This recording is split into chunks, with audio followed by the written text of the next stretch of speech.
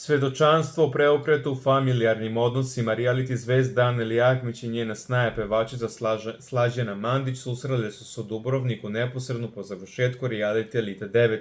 Nakon dugogodišnjih loših odnosa, porodica se okupila kako bi proslavila Annelin emotivni susret sa ćerkom Norom, ostavljajući nesuglasice po strani zarad porodičnog mira. Nakon što je osvojila visoko drugo mesto u reality Elite 9, Anneli Ahmić otputovali u Hrvatsku kako bi se konačno spojila sa svojom naslednicom. Iznenađenje usledilo kada su je tamo, pored brata, dočekala i njegova supruga, poznata pevačica, sa kojom reality učesnica dugo nije bila u dobrim odnosima. Slađana je na svom profilu podelila fotografije sa suprugom iz Dubrovnika, dok je Anneli prethodno objavila sliku brata i ćerke, čime je potvrđeno da su svi na istom mestu. Anneli nije krila suze i uzbuđenje zbog ponovnog susreta sa ćerkom, o čemu je iskreno govorila još na aerodromu nakon izlaska iz reality.